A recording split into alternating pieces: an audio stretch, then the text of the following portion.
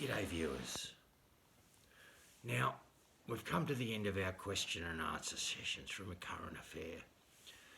I've been contacted by a current affair and they've decided to drop the story. They reckon it hasn't got legs. Now, hopefully, one door closes, another door opens. Our last question comes from Riley from Carrum Downs. Now that's R-Y-Y-L-I-E,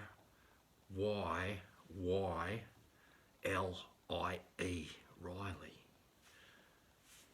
That's not a real name, is it? Riley writes, Glenn, what did you do before you became a pensioner? It's a great question, Riley.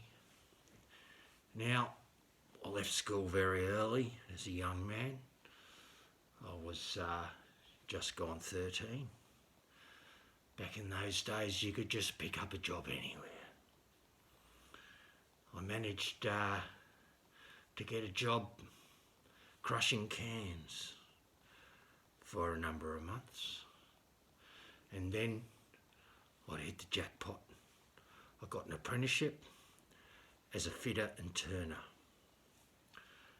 As it turns out, I didn't like either fitting or turning. And needless to say, that didn't last too long. I was running with a few, let's say, interesting types back then. And I started cutting hair in my back shed and made a few bob. One of my more famous clients of the day was a Mark Chopper Chop Reed. Now, Uncle Chop came to me somewhere in the late 70s and said, Glenn, I'm going to court tomorrow.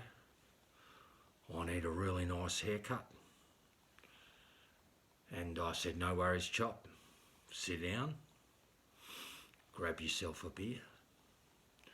Had a couple of long necks in the Westinghouse, of course, even back then.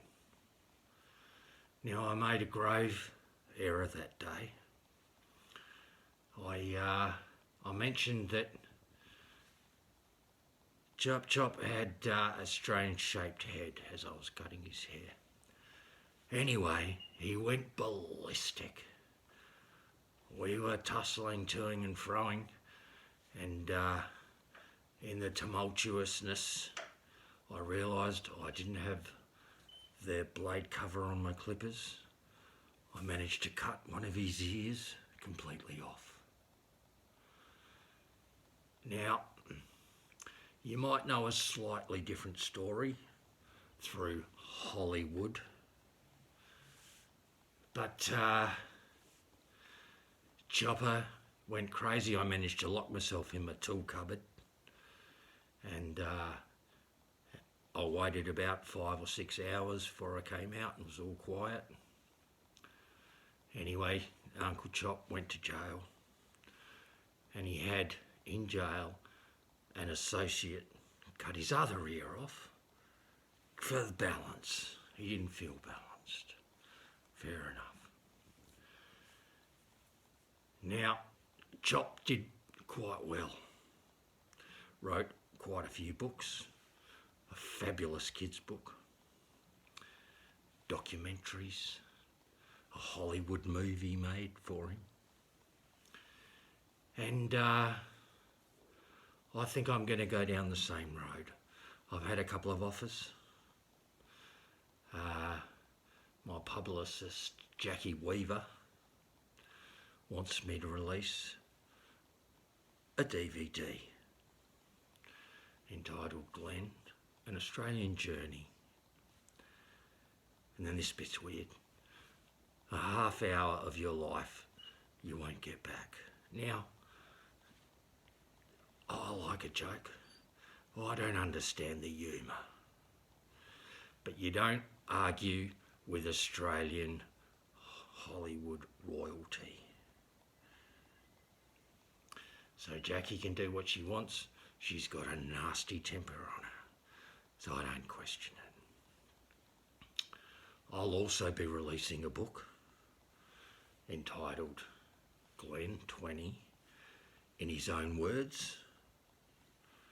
Now, it won't be written by me, of course. I've got an old mate, Mark Bone Crusher Latham, last man standing in the Australian Labor Party, even though he's going a bit soft.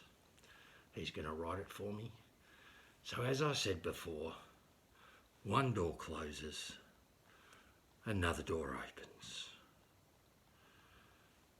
I hope this has been a benefit to you, young Riley. You can do whatever your heart desires in life. Just stick at it.